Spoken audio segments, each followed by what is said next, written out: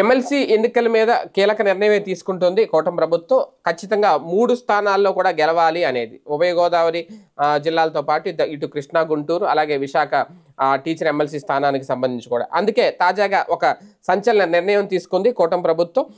ఎందుకంటే ఈ graduate MLC స్థానాల్లో పోటీలో ఉన్న వారిద్దరూ కూడా టీడీపీ నాయకులే కాబట్టి ఖచ్చితంగా గెలుస్తారు అనే ధీమా అయితే వ్యక్తం చేస్తోంది కూటమి సర్కారు. ఇదే నేపథ్యంలో మరో కీలకమైన ఎమ్మెల్సీ ఎన్నిక ఉత్తరాంధ్రకు చెందిన ఉపాధ్యాయ ఎమ్మెల్సీ స్థానం. ఇక్కడ పార్టీలకు అతీతంగా అభ్యర్థులు బరిలో ఉన్నారు. వీరిలో పాకలపాటి రఘువర్మ. తాజాగా ఈయనకు టీడీపీ మద్దతు ప్రకటించింది.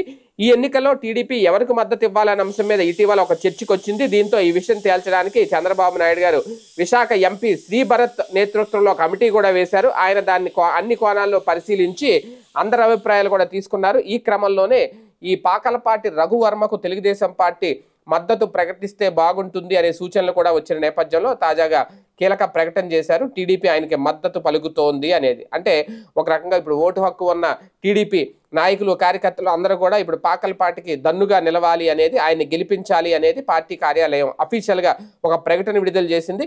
అలాగే ఎంపీ శ్రీభరత్ సైతం పాకలపాటిని గెలిపించాలి అనేది పార్టీ తరపున పిలుపునిచ్చారు. అంటే ఒక రకంగా ఇప్పుడు 3 స్థానాలు తామే గెలుచుకున్నట్టు అవుతుంది. మొత్తం 100% విన్నింగ్ అని చెప్పుకుంటారు ఒకవేళ 3 గెలిస్తే. లేదు అంటే కనుక ప్రభుత్వం మీద విద్యావంతులు, మేధావుల్లో వ్యతిరేకత ఉంది అనేది అర్థం చేసుకోవాల్సి ఉంటుంది. తర్వాత పరిణామాలు ఎలా ఉంటాయనే చూడాలి.